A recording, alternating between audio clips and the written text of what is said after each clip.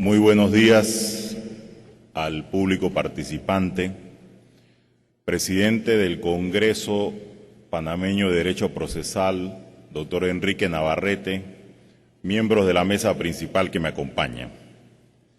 Al seleccionar el tema que me toca exponer en el día de hoy, tratando de compartir con ustedes algunas particularidades, se me dijo que íbamos a conversar un poco sobre la oralidad en el proceso civil. En principio, un tema que parece ya muy recurrente. Había consideración de que todos hablamos, o los procesalistas, preocupados en la celeridad, la inmediación, concentración, publicidad de los actos, en hacer un proceso más eficaz al sistema, dada el abarrotamiento de causas en el que se encuentra inmerso sobre todo la jurisdicción civil en nuestro país. Y no solamente en nuestro país, quiero que sepan, sino a nivel latinoamericano e incluso en Europa, que ha sido preocupación de tratar de adecuar sus códigos procesales precisamente a esta tendencia. Ahora bien, como he mencionado, la oralidad en el proceso civil no es un tema nuevo. Recordemos que los inicios del proceso eran eminentemente oral. Hablábamos entonces de oralidad pura. Luego, es la Iglesia la que trata de retomar el tema de la escritura por un tema de seguridad en sus decisiones y tener constancia y control de los actos a ejecutar. En el año 1748, los italianos se preocuparon de restablecer nuevamente la oralidad como parte de un verdadero sistema para hacer eficaz la justicia. En 1748 en Inglaterra, Jeremías Bentham hizo su contribución también. En 1895, Franz Kreis en Austria. En 1850, Alemania hizo su parte en el Código Procesal Civil de Hannover. Igualmente, en 1957, ya más reciente, el Instituto Americano de Derecho Procesal inicia las jornadas en lo que hoy se conoce como el Instituto Iberoamericano de Derecho Procesal, con la finalidad de todos los procesalistas preocupados tratando de hacer del proceso civil un proceso eficaz.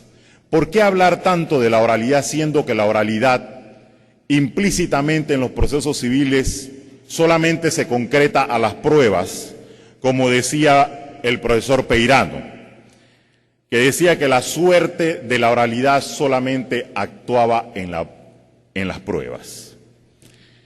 Igualmente el profesor Tarufo había mencionado que el dominio irrestricto de la escritura hacía ineficaz el proceso civil. ¿Pero por qué lo hacía ineficaz? Porque la gran crítica que ha existido siempre en los procesos civiles es que los jueces no participan activamente en la práctica de las pruebas, que es realmente donde se concentra la oralidad. Pero una oralidad a medias, más bien, como decía un autor despectivamente, es una mixtura, lo cual ciertamente es así. Tenemos un proceso civil que siempre va a iniciar con una demanda, un traslado que se concreta en una resolución escrita, una contestación que se hace por escrito, una presentación de pruebas que se hace por escrito, pero una práctica de pruebas que, si no es testimonial, sencillamente no tendremos esa oralidad, que a fin de cuentas se vacía en un documento que contiene esa diligencia testimonial. Entonces, hablar de oralidad definitivamente no es lo que nosotros vemos. En nuestro país, precisamente con la Ley 23 del año 2001, la última reforma importante que sufrió nuestro Código Judicial, en ese momento la Comisión emparapetó el título referente al proceso oral. Y digo esto por lo siguiente, porque el proceso oral en ese Código Judicial se concretaba asuntos netamente de familia. Queriendo aprovecharse del título, incluyeron 3 causas únicas a través de las cuales pudiera verse el proceso oral. pero siguiendo o manteniendo esa sintomatología entre lo escrito y lo hablado. Porque el oral lo único que se concreta o que tiene oralidad es que vamos a una parte donde llamamos audiencia, donde ambas partes lo que se concretan a hacer es una presentación de pruebas. Y la práctica de pruebas debe darse dentro de ese acto seguido. Evidentemente que la concentración del proceso oral a este tramo evidentemente se ha perdido. Leía yo al profesor Montero Aroca y él consideraba que las reformas legislativas más importantes en materia de procedimiento hay que darle vivacidad y no solamente por parte del juez, sino de los litigantes. Hace un tiempo atrás conversábamos siempre si el tema de la justicia era un problema de hombres o era un tema de leyes. Evidentemente que los dos factores están inmersos. ¿Por qué? Porque nosotros contamos con herramientas no especiales, pero sí en avance. Al tratar de introducir por lo menos la oralidad en el proceso civil. Pero ¿qué pasa? Encontramos tribunales hoy en día, y se lo digo por la práctica profesional en la cual me encuentro, donde usted va, el juez no está presente en la audiencia, el juez no participa activamente en la audiencia, el juez manda a una escribiente que tome la prueba. Es más, recientemente tuve una experiencia donde en un proceso civil que está arreglado claramente en el Código de Procedimiento y que dice lo que hay que hacer y cómo se debe practicar. No, la audiencia terminó en la presentación de prueba y dictamos un auto y señalamos fecha y término para practicar prueba. O sea, el proceso oral me lo ha convertido en un proceso ordinario, típicamente. Eso es desnaturalizar el proceso. Eso no es la esencia de la oralidad, porque la esencia de la oralidad busca que un tribunal al cual se le presenta el sometimiento de una causa, antes de llegar a esa audiencia, por lo menos haya leído el expediente y sepa de qué se trata la controversia que va a atender. Y estar presente en la práctica de la prueba, ¿por qué? ¿Por qué hacer énfasis en la inmediación? Porque eso le va a permitir a él decir de antemano si una prueba llena o no los requisitos para ser admitida. Principalmente eso. 2, practicar la prueba inmediatamente, porque usted sabe que en los procesos orales, si usted aduce principalmente pruebas de testimonio, tienen que estar presentes y evacuar los testimonios. Ahora, la gran contribución o quizás mala contribución de los abogados es 1, no prepararnos para las audiencias. 2, agotar la labor del tribunal haciendo interrogatorio a los peritos o a los testigos que no buscan absolutamente nada más que agotar o cansar o tratar de que alguien diga algo diferente de lo que no ha sucedido en la realidad que estamos tratando de llevar al expediente para convencimiento del juez. Pero aquí hay otra parte del cual el Código Procesal, modelo para Latinoamérica, que se dio en el año 1988, luego de haber culminado la jornada en Río de Janeiro y que se publicó en Montevideo, tocaba justamente el tema de las prácticas de las cuales puede gozar el juez y el poder que tiene. ¿Quién dijo que en un proceso oral, para hacerlo verdaderamente eficaz, el juez no puede interrumpir a la parte y conducir su testimonio cuando siente que éste es totalmente desaprovechoso para el proceso?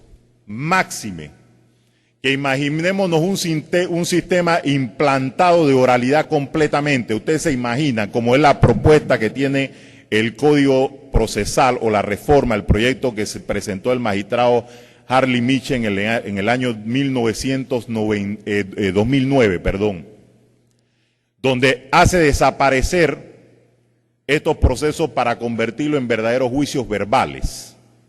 Y ahora voy a tocar sobre eso. Imagínense un juez con 400 causas bajo este sistema. Eso va a agotar un juez. Nosotros estaremos verdaderamente preparados para adoptar un sistema oral eficiente como es el supuesto norte de reformar el código en este aspecto. Pues yo lo veo con mucho cuidado, ¿ah? Porque si en este momento apenas tenemos un ensayo y nosotros mismos como jueces estamos distorsionando el procedimiento, entonces no será necesario hacer ninguna reforma porque igual vamos a hacer lo que queramos, ¿no? Del otro lado, la educación que tienen que tener los abogados para litigar en un proceso oral es supremamente importante. Porque todo el mundo dice los tribunales, pero ¿dónde quedan los abogados? Aquí, en el procedimiento oral, hay por lo menos dos aspectos relevantes que yo no entiendo el propósito. Eso de seguir sirviéndose, por ejemplo, de una norma que era para asuntos de familia, como suspender la audiencia por una sola vez una de las partes, es cosa que no tiene que existir, porque la audiencia debe ser inaplazable. Si usted no puede ir, entonces nombre otro, así de simple. Pero usted sabe lo que significa trastocar un calendario de programación de diligencias por parte de un tribunal. Bastante. Entonces, lo peor de todo, que ese mismo abogado quiere que le señalen fecha rápido. Entonces empieza a criticar al sistema por eso. Entonces, hay una labor nuestra que tenemos que hacer en todo esto. Dos, esta audiencia de pruebas que está establecido en el Código Procesal, establece, así como está ahora, que se escucha primero los testimonios del demandante y luego los testimonios del demandado. No estoy de acuerdo, porque considero que debe ser intercalado para darle la oportunidad a las dos partes de ir escuchando su posición y que el juez participe de eso.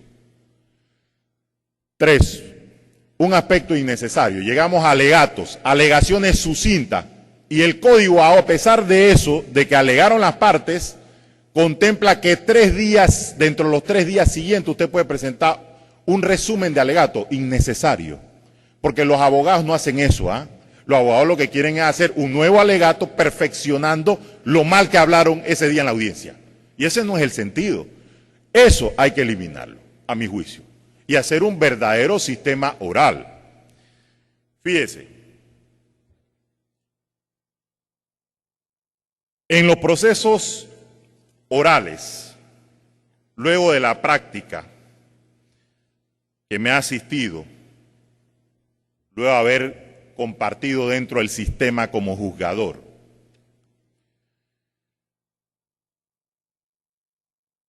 leía yo en literatura de España, donde ya el tema de la oralidad, que lo tienen implantado hace muchos años, antes que nosotros, está colapsando.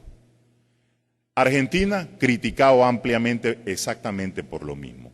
¿Por qué? Porque no es un problema nuestro nada más. Los jueces afuera hacen lo mismo, delegan. Y la función de la oralidad es precisamente que el juez intervenga allí, practique pruebas y que decida en el acto. La excepción debe ser decidir fuera del acto de audiencia. Tiene que tomar su decisión allí. Si yo estoy participando en el acto, yo conozco el problema, participo en la prueba, escucho lo que dicen los testigos, tengo la oportunidad de preguntar, participo en la inspección judicial, interrogo a los peritos respecto a la experticia rendida. ¿Cómo no he de saber cuál es el resultado que me está arrojando a mí el sometimiento de tantas pruebas a mi inferencia? Entonces decidamos. Pero no podemos tener un sistema donde todo lo vamos aplazando, porque ni el propio juez se da cuenta que aplazar decisiones significa cargarse más de trabajo. Nosotros tenemos jurisdicciones que han funcionado con este sistema muy bien. El caso la de comercio, parte de familia. ¿Por qué no hacer lo mismo en la jurisdicción civil si los abogados que litigan en esta área, muchos están en la jurisdicción de comercio? ¿O por qué no hacer funcional el sistema si en la jurisdicción marítima tenemos exactamente lo mismo? Entonces es un tema de costumbre y un tema de que el juez sepa ejercer los verdaderos poderes. Ahora bien,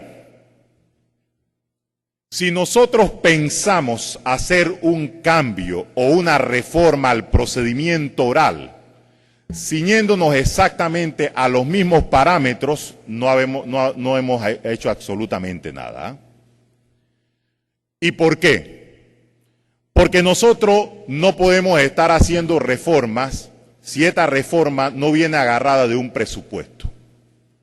Y el Estado tiene que intervenir y participar activamente, como lo han hecho en muchos países, precisamente para lograr la finalidad. Porque el tema de la justicia no es un tema de jueces ni de abogados, es un tema de la sociedad y es un tema del Estado.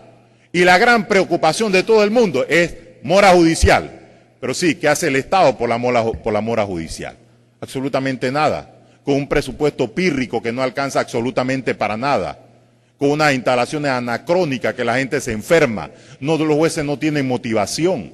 Entonces, no podemos estar pensando en implantar sistemas sin contar con las herramientas necesarias. Porque hacer un sistema oral como lo han hecho en otros países significa tener salas de audiencia con salas de grabaciones electrónicas o magnéticas. Olvidémonos ya del sistema donde está un escribiente pasando, es grabar. ¿Por qué ustedes creen que la justicia arbitral, elevada a rango constitucional, está ganando cada vez más partida? Porque yo prefiero pagar más, pero sé que voy a tener un resultado por lo menos en 6 meses después que se constituyó el tribunal arbitral, donde nos paramos a aducir pruebas, practicamos pruebas, el árbitro automáticamente interviene si usted está saliéndose del marco de la discusión y hay una verdadera inmediación y una participación bastante activa del rol del abogado.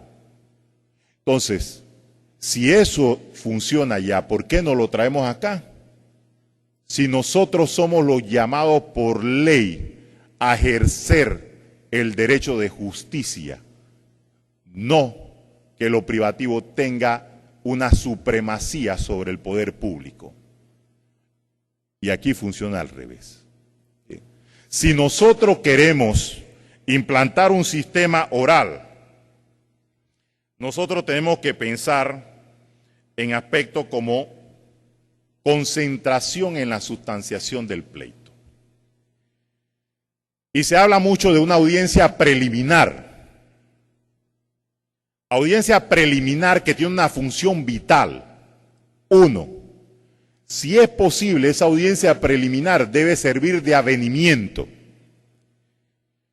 Hablaba la licenciada Andrews acerca de los procesos de menor cuantía. Cuando los procesos de menor cuantía fueron implantados en el sistema judicial, siendo el magistrado Adán Arnulfo Aljona presidente, y en boga en ese momento los medios alternos de solución de conflicto, hizo hincapié a los jueces municipales que por favor insistieran en el tema del avenimiento, porque no era posible que una causa de 250 a $1,000 tuvieran desgastando a un tribunal por un tema tan sencillo, o incluso de 1,000 a 5,000. Había que forzar eso. Si no llegan a un acuerdo, eso no predispone al juez, ni se hace contar en un acta. Simplemente se da la acotación de que se hizo el avenimiento. Eso hoy pareciera letra muerta. Usted cita en el segundo grupo a las personas a audiencia, nadie va. Y si va el actor. Y ya no se hace más nada. Se acabó. Bueno, acá lo que se busca es eso. No logramos. Bueno, aquí desde este preciso instante vamos sentando las bases de qué prueba vas a presentar, cuáles vas a practicar. Si necesitas aclaraciones, se hacen aclaraciones. El año pasado, en el Congreso, el doctor Navarrete habló sobre el tema del discovery en el proceso civil. A mí me parece interesante hacerlo. ¿Por qué las partes no hacen exactamente lo que pasa en el sistema norteamericano? El proceso inicia entre las partes, intercambio de pruebas. Eso ahorraría bastante al sistema, porque solamente llegamos a practicar la prueba.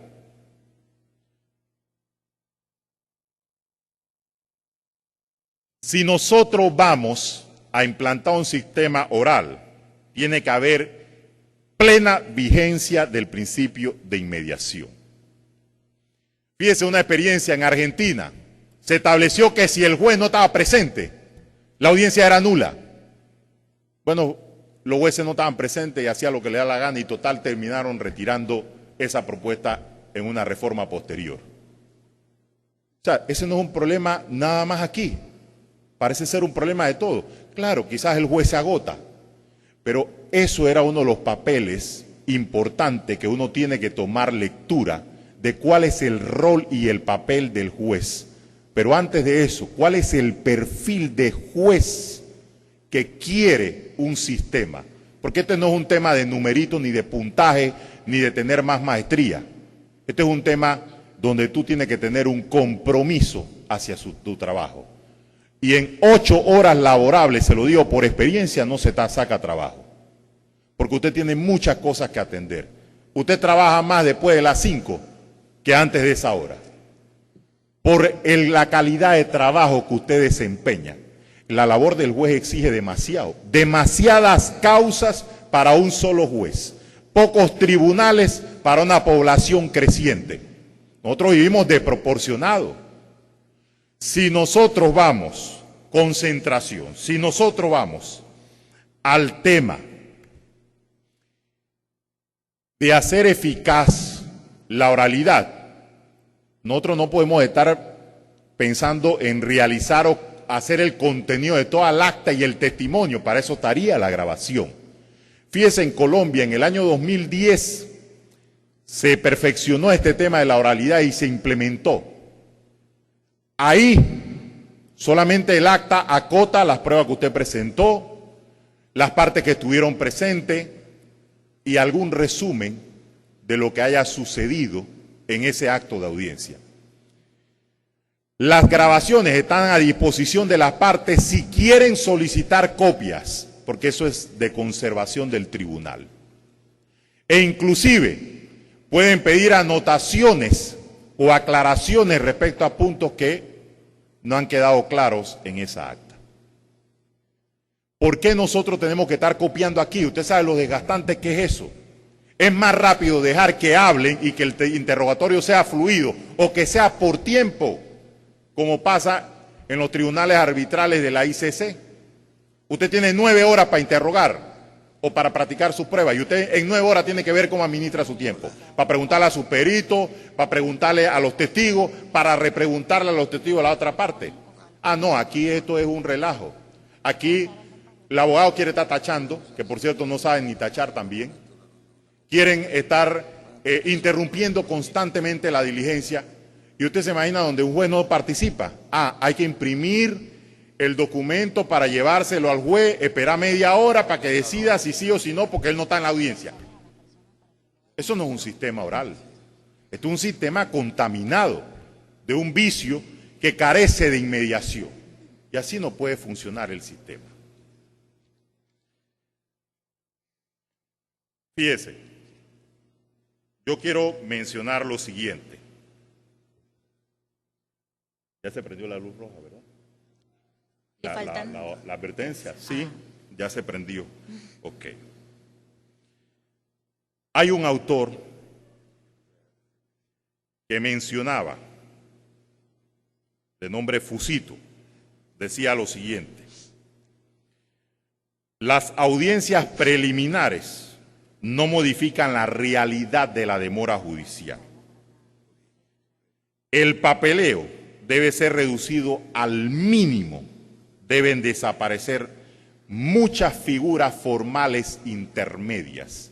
Y entre eso se hablaba mucho de un tema bien delicado que se llama recurribilidad de las decisiones en el acto de audiencia. Y aquí debe imperar un principio de que las resoluciones que vayan a surgir en el acto de audiencia no debieran ser apeladas. O si se cabe apelación contra alguna de ellas, que se abarque con la sentencia. Pero no podemos estar agotando un sistema como un tribunal superior que ya hoy por hoy está colapsando. 5 magistrados, nada más, para ver todo el primer distrito judicial de Panamá. 3 en Coclé, que son mixtos, vende todo. ¿Ve? Eso es desgastante. Porque créame, lo está pasando lo que está pasando hoy en el sistema. El sistema no responde a calidad de resolución, responde simplemente a un tema de estadística. Y nosotros tenemos que hacer algo para que este sistema funcione en lugar de estarlo criticando. Pero depende de la formación de nosotros como abogados, hacerlo verdaderamente funcional.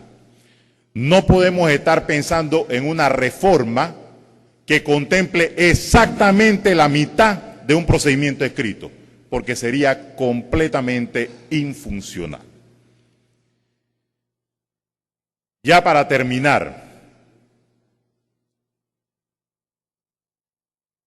como mencionaba, la oralidad en el proceso civil es un tema de inversión del Estado. Es un tema que requiere gastar en infraestructura. Es un tema que requiere invertir en el recurso humano. Esto es trabajo de todos. Esto no es precisamente que la Corte considere que hay que hacer reformas, porque si no tiene el apoyo del gobierno o de los legisladores que parecen no entender su función, simplemente vamos a tener un sistema criticado en nuestro país, como hasta ahora lo ha sido. Tenemos un cambio, por lo menos en avance, al presentarse una propuesta, y ahí está, durmiendo en una gaveta, como un proyecto, un simple proyecto. Ni siquiera se ha discutido. Entonces, ¿por qué criticar el sistema cuando no hacemos absolutamente nada?